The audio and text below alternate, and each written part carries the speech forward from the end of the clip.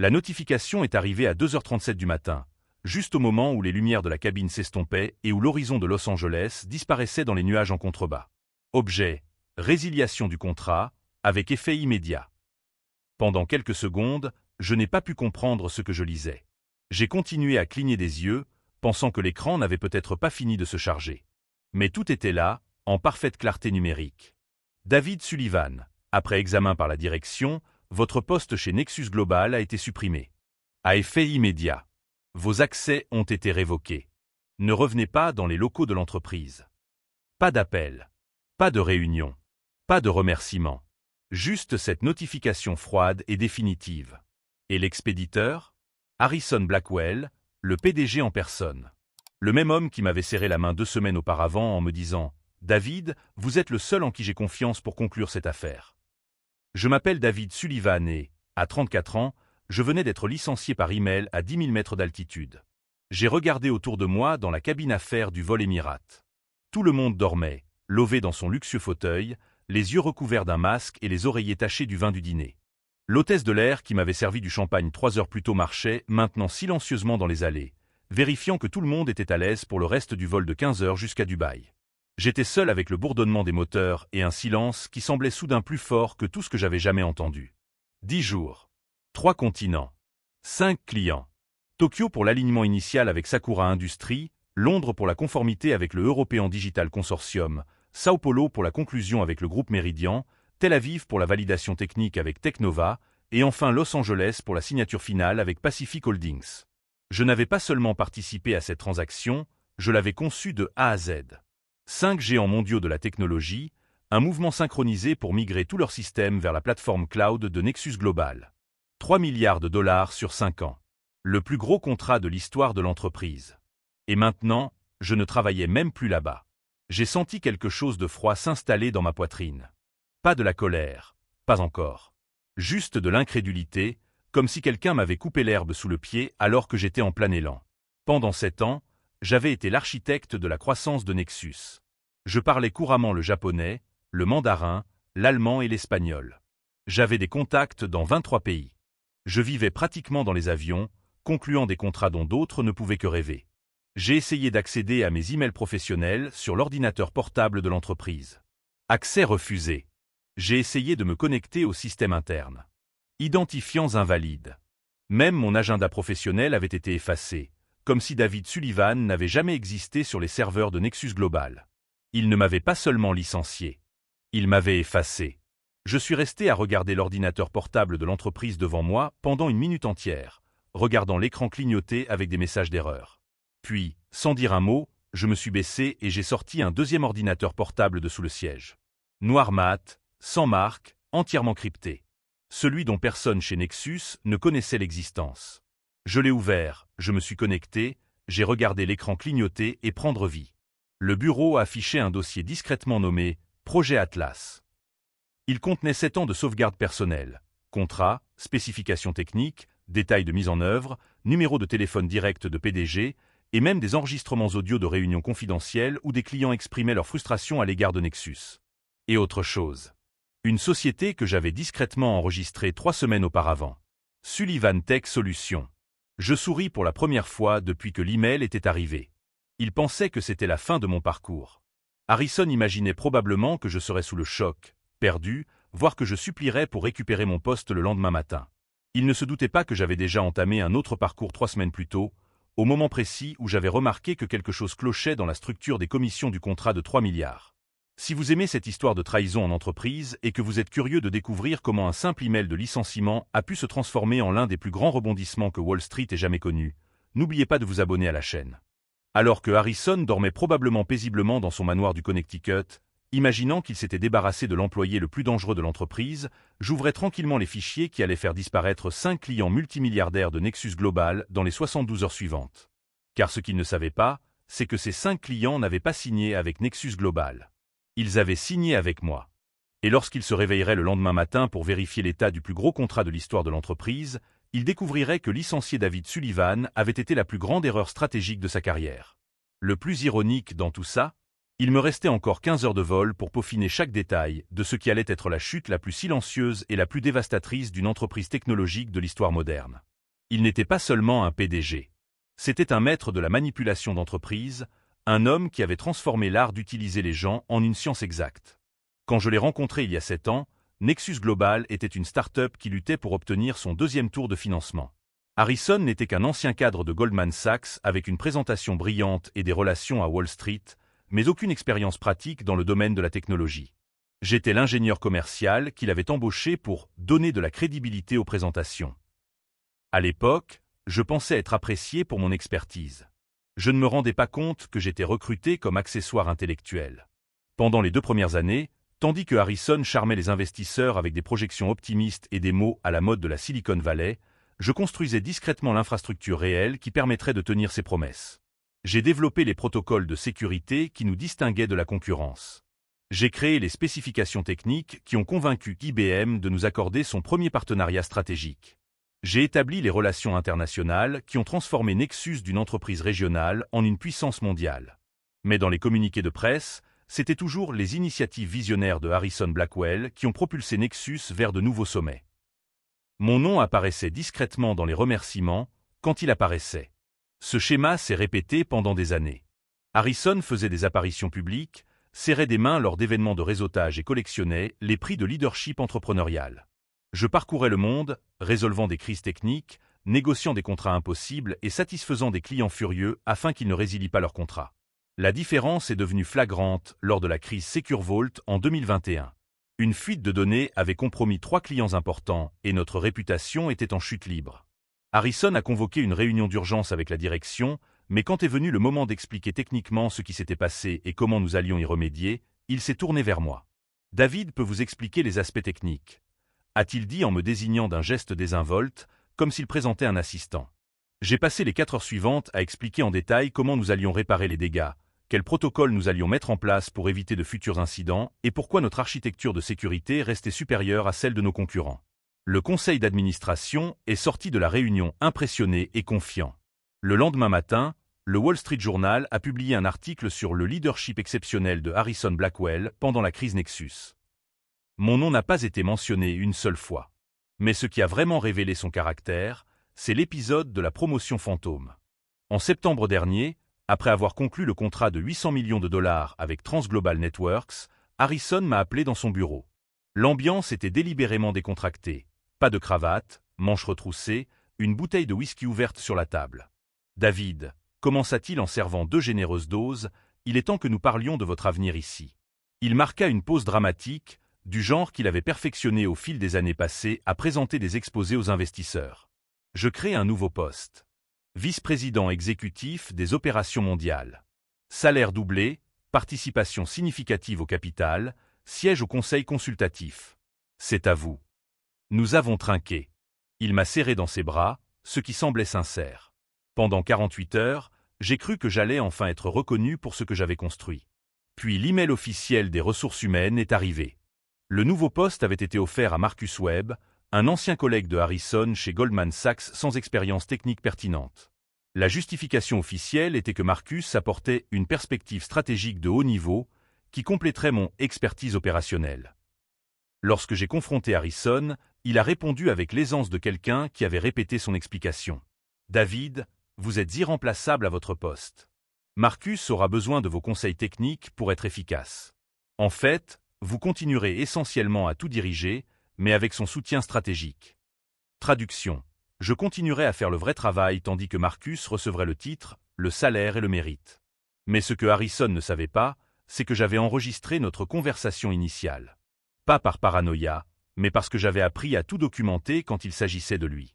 Et dans cet enregistrement, non seulement il m'avait promis le poste spécifiquement, mais il avait également fait des commentaires révélateurs sur d'autres cadres de l'entreprise qui auraient été dévastateurs s'ils avaient été divulgués. Ce soir-là, assis dans mon appartement avec vue sur Manhattan, je n'ai pas ressenti de colère. J'ai ressenti de la clarté. Harrison avait fait cela avec moi, mais aussi avec d'autres.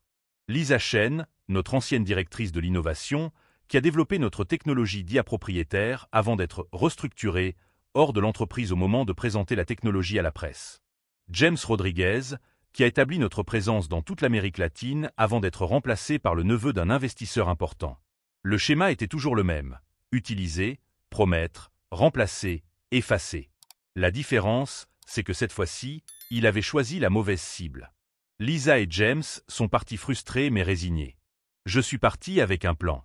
Alors que Harrison célébrait probablement son coup politique, imaginant qu'il m'avait maintenu dans le droit chemin avec de fausses promesses et une manipulation subtile, j'avais déjà 3 longueurs d'avance, organisant discrètement les ressources qui feraient de sa trahison finale l'erreur la plus coûteuse de sa carrière. Car la vérité sur les hommes comme Harrison Blackwell, c'est qu'ils ne peuvent jamais résister à la tentation d'aller trop loin. Et quand ils finissent par franchir la ligne, quand ils envoient cet email de licenciement trop cruel, quand ils montrent clairement leur vraie nature, ils découvrent qu'ils ont complètement sous-estimé la personne qu'ils pensaient contrôler. Et maintenant, alors que les lumières de Dubaï commençaient à apparaître à l'horizon à travers le hublot de l'avion, je savais exactement quelle serait la prochaine étape. Car pendant que Harrison dormait paisiblement, convaincu d'avoir éliminé sa plus grande menace, 5 PDG à travers le monde étaient sur le point de recevoir des appels qui allaient complètement changer le cours du plus gros contrat de l'histoire de Nexus Global. La première chose que Harrison a faite en se réveillant ce matin-là a été de vérifier si j'avais essayé de le contacter. Il n'y avait aucun message désespéré demandant une seconde chance. Aucun appel suppliant pour obtenir grâce. Seulement le silence. Cela l'a rendu nerveux. Selon Sarah Mitchell, mon ancienne assistante qui travaillait toujours au 23e étage, Harrison a passé toute la matinée à interroger l'équipe sur ma localisation. Il voulait savoir si quelqu'un m'avait vu à l'aéroport, si j'avais parlé de mes projets, si j'avais montré des signes d'instabilité émotionnelle. Sa paranoïa n'était pas infondée. En 7 ans de collaboration, il ne m'avait jamais vu accepter une défaite sans broncher. Mais ce qui l'a vraiment perturbé, c'est de découvrir, grâce au rapport informatique, que j'avais accédé au système de l'entreprise pendant le vol. Je ne m'étais pas contenté d'y accéder, j'avais téléchargé des fichiers spécifiques quelques instants avant que mon accès ne soit révoqué. Quel genre de fichiers ? A-t-il demandé au technicien responsable. Des spécifications de projet, des contrats clients, des données de mise en œuvre, pratiquement tout ce qui concerne Trident Global. Harrison sentit son estomac se nouer. Il savait que j'étais méticuleux, mais il n'imaginait pas que je conservais des sauvegardes personnelles d'informations critiques de l'entreprise. Pendant ce temps, j'étais assis dans un café à Dubaï, regardant les premiers mouvements d'un match dont il ne savait même pas qu'il avait commencé. L'appel à Kenji Nakamura, PDG de Sakura Industries à Tokyo, a eu lieu à 9 h du matin, heure locale. Kenji et moi avions développé une relation qui allait au-delà des affaires au cours des 2 dernières années. Il respectait mon approche directe et ma compréhension sincère des défis technologiques japonais. David San. Sa voix trahissait une surprise sincère lorsqu'il a répondu à mon appel personnel. Je ne m'attendais pas à vous entendre si tôt. Kenji, je dois vous faire part d'une information importante concernant des changements au sein de Nexus Global. J'ai passé les 20 minutes suivantes à lui expliquer mon départ de l'entreprise et les implications pour le projet de mise en œuvre que nous avions prévu ensemble. Je n'ai pas mentionné les circonstances spécifiques de mon licenciement, cela aurait été peu professionnel. Je lui ai simplement expliqué que je me lançais dans une nouvelle entreprise axée sur des solutions plus agiles et personnalisées. Je comprends, a répondu Kenji après un moment de réflexion. Et le contrat actuel avec Nexus? Il reste valable jusqu'à ce que vous en décidiez autrement. Mais j'aimerais vous présenter une alternative qui pourrait mieux correspondre à vos besoins à long terme. Nous avons prévu une vidéoconférence pour le lendemain.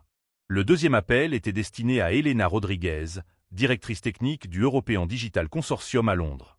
Elena était connue pour son impatience face aux politiques d'entreprise et sa préférence pour travailler directement avec des personnes de confiance plutôt que de naviguer dans des hiérarchies complexes. David, j'ai entendu des rumeurs concernant des changements chez Nexus. Est-il vrai que vous partez ? La rapidité avec laquelle la nouvelle lui était parvenue m'a surpris. La communauté des technologies de l'information était plus petite que la plupart des gens ne le pensaient. C'est vrai. Et je t'appelle parce que je sais que notre partenariat a toujours été basé sur la confiance personnelle, pas seulement sur des contrats d'entreprise. J'apprécie ton honnêteté. Franchement, j'ai toujours travaillé avec Nexus à cause de toi. Harrison n'a jamais vraiment compris nos défis réglementaires européens. Elle avait raison. Harrison considérait l'Europe comme une extension du marché américain, ignorant complètement les nuances de conformité qui rendaient chaque mise en œuvre unique. Le troisième appel était le plus délicat. Roberto Santos, directeur général du groupe Meridian à Sao Paulo. Roberto était traditionnaliste et attachait une grande importance à la stabilité de l'entreprise. Il fallait aborder le sujet avec plus de subtilité. Roberto, j'aimerais discuter de certains changements organisationnels qui pourraient avoir une incidence sur notre calendrier de mise en œuvre. Quel genre de changement, David ? Je vais passer à une structure d'entreprise plus ciblée, qui pourrait offrir des avantages significatifs en termes d'agilité et de personnalisation pour le projet Méridien. Roberto a posé plusieurs questions techniques spécifiques sur la continuité du service et les garanties contractuelles. Ses préoccupations étaient légitimes et je m'étais préparé à chacune d'entre elles. Pendant que ces conversations avaient lieu, Harrison découvrait quelque chose qui allait le tenir éveillé pendant les 72 heures suivantes. Marcus Webb, le vice-président exécutif qui avait pris la place qui m'était promise, a tenté de contacter nos 5 principaux clients du projet Trident, comme à son habitude. Aucun d'entre eux n'a répondu à ses premiers appels. Ce n'était pas nécessairement alarmant. Les cadres supérieurs sont rarement disponibles immédiatement. Mais lorsque ces emails sont également restés sans réponse pendant 24 heures, Marcus a commencé à s'inquiéter. Harrison, quelque chose cloche. D'habitude, Elena ou Kenji répondent au moins dans les heures qui suivent. Essayez par les voies officielles de l'entreprise. Utilisez le logo Nexus, mentionnez le contrat. Marcus suivit les instructions et envoya des communications officielles via le système de relations clients de l'entreprise. Les réponses arrivèrent rapidement, mais elles étaient toutes froides et laconiques. Sakura Industries, nous vous remercions de votre contact. Nous vous tiendrons informés dès que nécessaire. European Digital Consortium, nous vous remercions pour votre message. Nous sommes en train de revoir nos calendriers en interne. Meridian Group, nous avons bien reçu votre message. Nous vous répondrons dans les meilleurs délais. Technova de Tel Aviv et Pacific Holdings de Los Angeles ont envoyé des réponses encore plus laconiques. Harrison étudia les messages avec une inquiétude grandissante. En 2 ans de relation, il n'avait jamais reçu de communication aussi formelle de la part de ses clients. D'habitude, ils étaient chaleureux, directs, impatients de discuter des prochaines étapes. Marcus, quand as-tu parlé en personne à l'un d'entre eux pour la dernière fois? En personne? Jamais. C'est toujours David qui s'est occupé de ses relations. C'est à ce moment-là que Harrison a compris l'ampleur de son erreur. Pendant 7 ans, il m'avait laissé devenir le seul point de contact entre Nexus Global et ses clients les plus précieux. Non par stratégie, mais par commodité. Il était plus facile de me laisser gérer les complexités techniques et culturelles pendant qu'il se concentrait sur les apparitions publiques et les stratégies de haut niveau. À présent, pour la première fois, il réalisait que les clients n'avaient pas engagé Nexus Global. Ils avaient engagé David Sullivan, qui travaillait par hasard chez Nexus Global. La distinction semblait subtile, mais les implications étaient dévastatrices. Ce soir-là, assis dans ma chambre d'hôtel avec vue sur le golfe Persique, j'ai rédigé un email qui allait tout changer. Pas pour Harrison, il avait déjà creusé sa propre tombe. Pour moi. Le destinataire était James Shen, mon ancien mentor et actuel associé principal chez Sullivan Tech Solutions. James avait été licencié de Nexus 3 ans auparavant dans des circonstances similaires aux miennes. Depuis, il avait monté un cabinet de conseil très respecté. James, il est temps de mettre en œuvre le plan dont nous avons discuté. Les 5 clients sont prêts à faire la transition. J'ai besoin que tu entames les démarches juridiques pour le transfert des contrats demain matin. J'ai envoyé l'email et fermé mon ordinateur portable. Dehors, Dubaï vibrait de lumière et d'activité, une ville construite sur la vision que l'impossible n'était qu'une question de planification adéquate et d'exécution impeccable. Harrison était probablement encore dans son bureau à ce moment-là, essayant de comprendre pourquoi 3 milliards de dollars de contrats semblaient soudainement si fragiles. Dans quelques heures, lorsque les marchés asiatiques ouvriraient, il découvrirait que « fragile » était une description bien trop optimiste. Et que licencier David Sullivan avait été le premier coup d'une partie qu'il ne pourrait jamais gagner. 24 heures après avoir atterri à Dubaï, j'étais assis dans un bureau temporaire dans le quartier financier de la ville, coordonnant l'opération la plus complexe que j'avais jamais planifiée. James Shen était arrivé de Londres au petit matin avec 2 vols de documents juridiques et 3 avocats spécialisés dans le transfert international de contrats. Ce qui semblait impossible 48 heures auparavant se concrétisait désormais avec la précision d'une opération chirurgicale. Les 5 clients ont confirmé leur intérêt pour la transition, a rapporté James en rangeant les dossiers sur la table en verre. Kenji a été direct. Il a toujours travaillé avec vous, pas avec Nexus. Elena veut des garanties juridiques solides, mais elle est disposée à accepter. Roberto a besoin de plus de temps pour convaincre le conseil d'administration, mais il est avec nous. Et Technova, Pacific Holdings? Rachel, de Technova, est enthousiaste. Elle a dit que Harrison n'avait jamais vraiment compris les besoins israéliens en matière de cybersécurité. Marcus, de Pacific Holdings, s'est montré plus prudent, mais quand j'ai mentionné notre proposition de déploiement sur la côte ouest, il s'est montré intéressé. Pendant que nous réglions les derniers détails concernant Sullivan Tech Solutions, Harrison découvrait que son lundi était en train de tourner au cauchemar kafkaïen. Selon Sarah, mon ancienne assistante qui restait en contact avec moi via des messages cryptés, Harrison est arrivé au bureau à 7 heures du matin pour trouver son agenda complètement vide. Non pas parce qu'il n'avait pas de rendez-vous, mais parce que personne ne répondait à ses invitations. Le premier signe de panique est apparu lorsqu'il a essayé d'appeler directement Kenji Nakamura. Le téléphone a sonné une fois avant de passer directement sur la messagerie vocale. Le message était froid, professionnel. « Monsieur Blackwell, nous vous remercions de votre appel. Nous sommes en train de revoir nos arrangements actuels avec des consultants externes et nous vous contacterons en temps voulu. » Des consultants externes. Pas des partenaires stratégiques. Pas des leaders visionnaires. Des consultants. L'appel à Elena Rodriguez fut encore pire. Elle répondit en personne, mais sa voix était empreinte d'une froideur que Harrison n'avait jamais entendue auparavant. « Harrison, j'imagine que vous appelez au sujet de David. » « Elena, je tiens à préciser que son départ n'aura aucune incidence sur notre projet. Notre partenariat a toujours été basé sur la confiance personnelle et la compétence technique. Ces deux éléments ont quitté l'entreprise avec David. » La ligne resta silencieuse pendant 10 secondes avant qu'Elena ne reprenne. « Nous allons réévaluer nos options au cours des 72 prochaines heures. Nous vous suggérons de faire de même. » Lorsqu'Harrison raccrocha, ses mains tremblaient légèrement.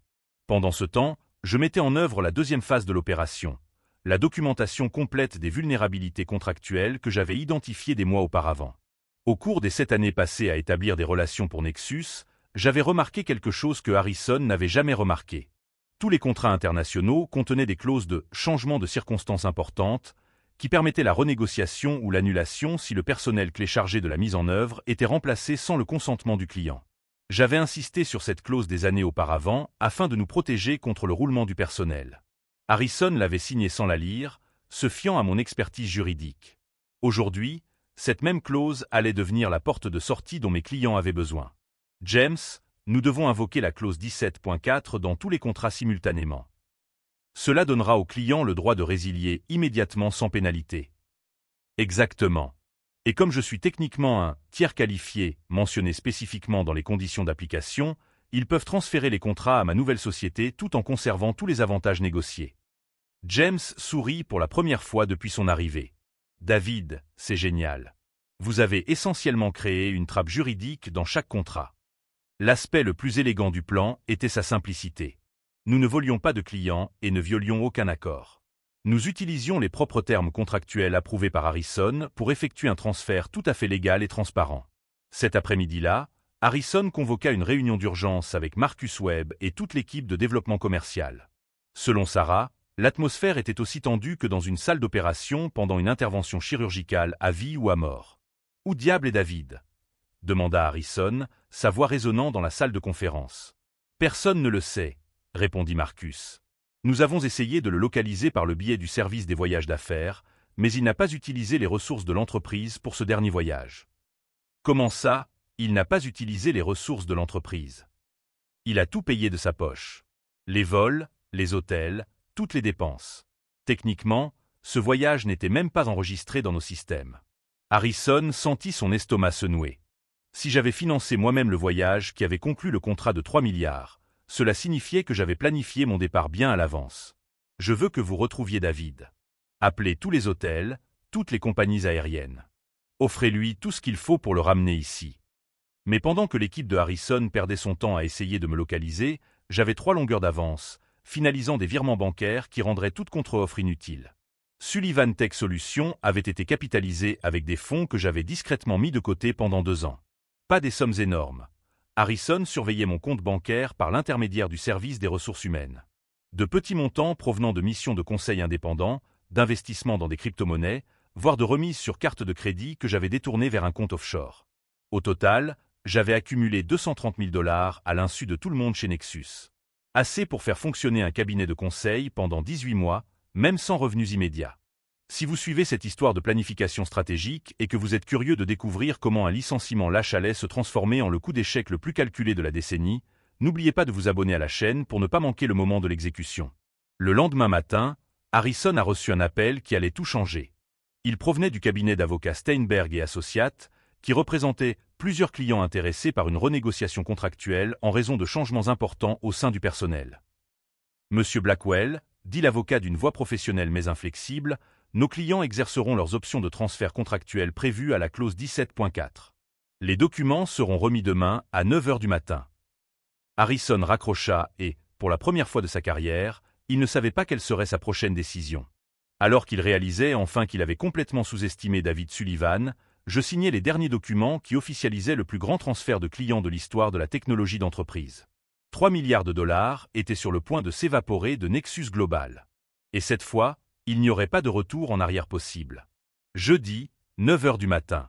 Harrison Blackwell était assis dans sa salle de réunion lorsqu'il reçut l'appel qui allait tout changer. « Monsieur Blackwell », dit la voix au bout du fil. C'était Margaret Foster, la secrétaire de direction de Sakura Industries. Monsieur Nakamura nous a demandé de vous informer officiellement de notre décision d'invoquer la clause de changement de circonstances importantes de notre contrat actuel. Harrison sentit son sang se glacer. Margaret, il y a eu un malentendu. Il n'y a pas eu de malentendu, monsieur. Les documents officiels vous seront envoyés par coursier dans 2 heures. Bonne chance. La ligne fut coupée. Avant que Harrison ait eu le temps de réaliser ce qui venait de se passer, son téléphone sonna à nouveau. C'était Elena Rodriguez, du European Digital Consortium. « Harrison, j'ai pensé que vous apprécieriez une courtoisie professionnelle, » dit-elle d'une voix glaciale. « Nous exercerons notre option de transfert contractuel avec effet immédiat. Notre service juridique vous contactera pour vous communiquer les détails. » Elena, attendez. Nous pouvons en discuter. Il n'y a rien à discuter. David Sullivan a fait preuve d'une compétence et d'une intégrité constante pendant 2 ans. Vous l'avez licencié par email pendant un vol international. Le choix est évident. 3e appel. Roberto Santos, du groupe Meridian. Harrison, j'ai reçu des instructions de notre conseil d'administration. Nous transférons notre contrat conformément à la clause 17.4. À compter d'aujourd'hui. Harrison a enfin retrouvé sa voix. Roberto, que se passe-t-il? Vous vous êtes coordonné? Nous n'avons pas besoin de nous coordonner, Harrison. Nous sommes simplement arrivés à la même conclusion indépendamment. David Sullivan a toujours été notre véritable interlocuteur. Vous ne faisiez que traiter les documents. Lorsque le 4e appel est arrivé, celui de Rachel de Technova, Harrison n'a pas répondu. Ses mains tremblaient tellement qu'il pouvait à peine tenir le téléphone. Marcus Webb, qui avait tout entendu de l'autre côté de la table, était pâle comme un linge. Harrison, cela représente 3 milliards de dollars, murmura Harrison. Tout notre pipeline. Nos prévisions de croissance pour les 5 prochaines années. Le 5e appel arriva malgré tout. Marcus, de Pacific Holdings, laissa un simple message sur le répondeur. Pacific Holdings exercera son option de transfert contractuel conformément à la documentation qui vous sera remise d'ici la fin de la journée. Bonne journée. Harrison se leva brusquement, renversant sa chaise. Où est David, bon sang? Personne ne le sait. Il ne répond pas aux appels, il n'est dans aucun hôtel. Retrouvé. Mais tandis qu'Harrison hurlait dans son bureau au 23e étage, j'étais tranquillement assis dans le hall du rez-de-chaussée du même immeuble, en train de boire un café et de lire le Wall Street Journal. À 10h15, Sarah Mitchell descendit me rejoindre. Elle était nerveuse, regardant constamment autour d'elle comme si Harrison pouvait apparaître à tout moment. David, il est complètement désespéré. Il a promis de doubler votre salaire si vous revenez immédiatement. Intéressant, répondis-je en tournant la page du journal. Et quand cela ne fonctionnera pas? Il a menacé de vous poursuivre pour rupture de contrat et vol de propriété intellectuelle. J'ai souri pour la première fois depuis des jours. Sarah, pouvez-vous transmettre un message à Harrison? Bien sûr. Dites-lui que je serai dans la salle de conférence principale à 11 h. Seul. S'il veut discuter, il pourra me trouver là-bas. À 11 h pile, Harrison a fait irruption dans la salle de conférence comme une tornade.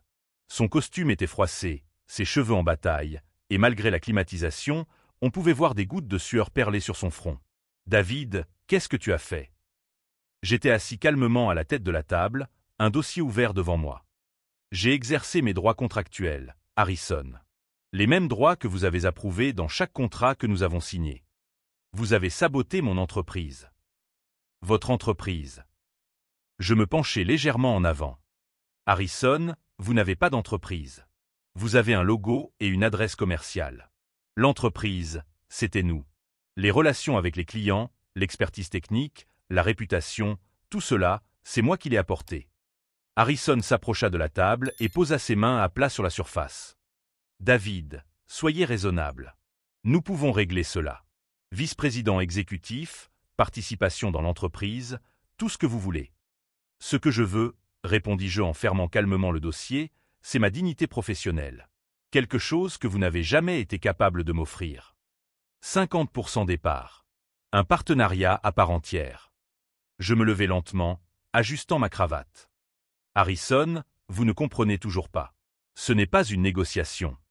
C'est alors que j'ouvris le deuxième dossier que j'avais apporté avec moi. À l'intérieur se trouvaient des documents dont Harrison ignorait l'existence. Vous vous souvenez de la conversation que nous avons eue au sujet de ma promotion fantôme? Celle où vous m'avez promis le poste de vice-président exécutif, puis l'avez donné à Marcus? Son visage pâlit davantage. David, j'ai enregistré cette conversation, Harrison. Et pas seulement celle-là. J'ai également enregistré vos commentaires sur Lisa Chen, que vous jugiez trop instable pour assumer des responsabilités exécutives, 3 jours avant de présenter sa technologie comme votre propre création à la presse. Je posai une deuxième page sur la table. Et voici les documents relatifs aux paiements non déclarés que vous avez reçus de CompuGlobal pendant les négociations du contrat d'infrastructure. Des paiements qui constituent un conflit d'intérêts direct et une violation de votre obligation fiduciaire. Harrison s'assit lourdement, comme si ses jambes avaient cédé. Mais ma pièce préférée, ai-je poursuivi en sortant une enveloppe scellée du dossier, ce sont les emails que vous avez envoyés au conseil d'administration des investisseurs en vous attribuant le mérite des succès que j'ai obtenus. Plus précisément, celui-ci, où vous affirmez avoir personnellement conçu la stratégie asiatique qui a abouti au contrat avec Sakura. L'enveloppe contenait 53 pages de correspondance qui documentaient systématiquement comment Harrison avait volé le mérite d'autrui, manipulé les récits et menti aux investisseurs pendant 3 ans. David, sa voix n'était plus qu'un murmure. Que voulez-vous? Je ne veux rien de vous, Harrison. Vous n'avez rien dont j'ai besoin. Je me suis dirigé vers la fenêtre, observant l'agitation de la ville en contrebas. Les 5 contrats ont déjà été légalement transférés à Sullivan Tech Solutions. Les clients ont signé leurs approbations ce matin.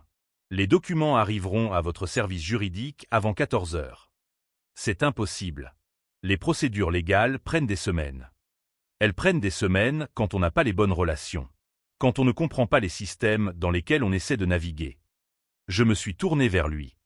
Quand on n'est pas David Sullivan. Harrison a essayé de se lever, mais ses jambes ont de nouveau fléchi. Le conseil ne permettra jamais cela. Nos investisseurs. Ils sont déjà au courant. Margaret Fleming, de Goldman Sachs, a reçu un appel du bureau de James Chen à 9h30 ce matin. Elle s'est montrée très intéressée par les documents sur les conflits d'intérêts dont je vous ai parlé. La respiration de Harrison devint irrégulière. David, je vous en prie. Nous pouvons trouver une solution. La solution a déjà été mise en œuvre, Harrison. Vous l'avez sous les yeux. Je refermai le dossier et me dirigeai vers la porte. Lorsque j'atteignis la poignée, je me retournai une dernière fois. Ah, Harrison? Une dernière chose.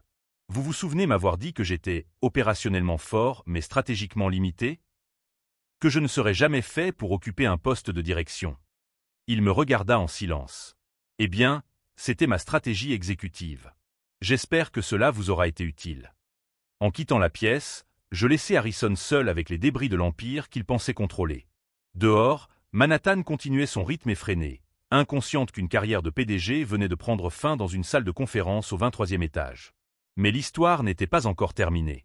Car tandis qu'Harrison essayait de comprendre l'ampleur de ce qu'il avait perdu, un appel était passé à Washington qui allait rendre ma victoire encore plus complète qu'il n'aurait jamais pu l'imaginer. 6 mois plus tard, je me tenais sur la scène principale du Tech Summit Global à San Francisco, face à un public de 2000 cadres du secteur des technologies. Le panel s'intitulait « Le leadership authentique à l'ère numérique » et, ironiquement, Harrison Blackwell avait initialement été invité à être le conférencier principal. Le véritable leadership, ai-je commencé en réglant le micro, ne consiste pas à contrôler les gens, mais à les autonomiser. Il ne consiste pas à s'attribuer le mérite, mais à créer des systèmes où la reconnaissance revient naturellement à ceux qui font le travail. Au premier rang, Kenji Nakamura souriait discrètement. Elena Rodriguez prenait des notes. Roberto Santos a fait un signe de la main. Les 5 PDG qui avaient migré vers Sullivan Tech Solutions étaient tous présents, non pas en tant que clients, mais en tant que partenaires investisseurs dans mon entreprise. Car ce que Harrison n'avait jamais compris, c'est que ces 3 milliards de dollars ne représentaient pas seulement des contrats, mais aussi des relations fondées sur une confiance et une compétence authentiques. Il y a 6 mois, ai-je poursuivi, j'ai appris une leçon précieuse sur la différence entre le pouvoir et l'autorité. Le pouvoir peut être pris, manipulé, conquis par la politique et la trahison. L'autorité doit être gagnée, jour après jour, par des résultats constants et une intégrité inébranlable. La transformation de Nexus Global avait été rapide et brutale. Sans ses 5 contrats principaux, l'entreprise avait perdu 60% de ses revenus prévus en une seule semaine. Les investisseurs, menés par Margaret Fleming de Goldman Sachs, avaient exigé un audit complet qui avait révélé exactement les cas de mauvaise gestion et les conflits d'intérêts que j'avais documentés. Harrison a tenté de contrer cette version des faits en invoquant un sabotage et un vol de propriété intellectuelle. Mais lorsque James Chen a présenté les enregistrements qui documentaient ses propres aveux de manipulation et d'appropriation illicite, la défense s'est effondrée. La dernière réunion du conseil d'administration de Nexus a duré 3 heures. Harrison a été destitué à l'unanimité, perdant non seulement son poste, mais aussi toute sa participation dans l'entreprise. Marcus Webb a pris la relève en tant que PDG par intérim, mais il était trop tard pour réparer les dégâts. Le plus fascinant, ai-je poursuivi sur scène, c'est que cette chute n'est pas le fruit d'une vengeance personnelle. Elle s'est produite parce que les systèmes fondés sur des mensonges sont intrinsèquement instables. Tôt ou tard, la réalité finit toujours par l'emporter. Au cours des 6 derniers mois, Sullivan Tech Solutions était passé d'une société de conseil composée de 3 personnes à une entreprise de 120 employés. Pas grâce à des acquisitions ou à des fusions agressives, mais en attirant les meilleurs talents du secteur, dont beaucoup étaient d'anciens employés de Nexus qui en avaient assez de la culture toxique. Lisa Chen avait rejoint l'équipe en tant que directrice de l'innovation, obtenant enfin la reconnaissance qu'elle méritait pour la technologie d'IA que Harrison avait volée. James Rodriguez dirigeait notre expansion en Amérique latine. Sarah Mitchell coordonnait les opérations mondiales. Toutes les personnes que Harrison avait utilisées puis jetées s'épanouissaient, désormais dans un environnement où la compétence primait sur la politique.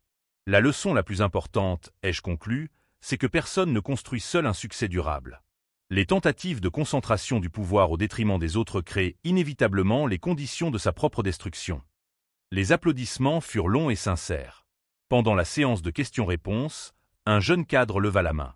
« Monsieur Sullivan, j'ai entendu des rumeurs concernant votre départ spectaculaire de Nexus Global. Est-il vrai que vous aviez planifié la migration des clients à l'avance ?»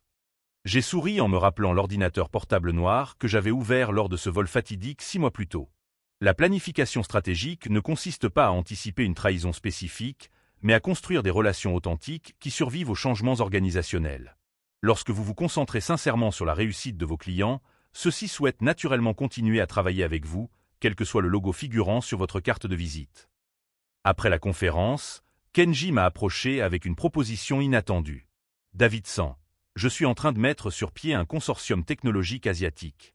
Nous avons besoin de quelqu'un avec votre perspective de leader en tant que consultant stratégique principal. » Elena s'est jointe à la conversation. L'Union européenne est en train de créer une nouvelle initiative en matière de souveraineté numérique. Votre approche visant à instaurer la confiance serait inestimable. Roberto fit un signe de la main depuis la droite. Le Mercosul s'intéresse à la normalisation des infrastructures. Vous seriez notre premier interlocuteur. Je réalisais que ce que j'avais perdu 6 mois plus tôt, un poste chez Nexus Global, avait été remplacé par quelque chose d'infiniment plus précieux. Une reconnaissance internationale en tant que véritable leader dans mon domaine. Entre-temps, Harrison avait tenté de lancer un nouveau cabinet de conseil, mais sa réputation était définitivement entachée. Les enregistrements qui documentaient sa manipulation et son détournement de fonds circulaient discrètement dans la communauté technologique. Personne ne voulait l'embaucher à des postes de direction. La dernière fois que j'ai eu de ses nouvelles, il travaillait comme consultant junior dans une entreprise de taille moyenne à Dallas, gagnant en 1 an moins que ce que je gagnais en 1 mois. La différence fondamentale, ai-je réfléchi plus tard dans la soirée, en regardant Manhattan depuis la fenêtre de mon bureau au 42e étage, c'est que Harrison a toujours considéré les gens comme des ressources à exploiter. Je les considère comme des partenaires à former. Sullivan Tech Solutions n'était pas seulement plus grande que Nexus l'avait été, elle était meilleure. Notre taux de rotation du personnel était presque nul. La satisfaction de nos clients atteignait régulièrement 97%. Notre croissance était durable car elle reposait sur des bases solides et non sur la manipulation. Le plus ironique, c'est que Harrison m'avait fait le plus beau cadeau de ma carrière en me licenciant par email pendant ce vol. Il m'avait forcé à découvrir que je n'avais pas besoin de Nexus Global. C'était Nexus Global qui avait besoin de moi. Si vous avez déjà été sous-estimé, trahi ou rejeté par des personnes qui n'ont pas reconnu votre véritable valeur, souvenez-vous de cette histoire. Parfois, la plus grande humiliation devient le catalyseur d'une transformation majeure. Abonnez-vous à la chaîne pour découvrir d'autres histoires sur la façon dont la compétence authentique l'emporte toujours sur la politique toxique. Aujourd'hui, lorsque de jeunes professionnels me demandent comment faire face à la trahison au travail, je leur donne le même conseil. Construisez votre propre autorité grâce à des résultats constants. Car lorsque vous devenez indispensable grâce à vos compétences, ce ne sont pas seulement les contrats qui vous suivent. C'est tout votre avenir. Et les 3 milliards de dollars qui ont disparu de Nexus Global? Eh bien, ils n'ont pas disparu. Ils ont simplement trouvé un endroit où ils étaient vraiment appréciés.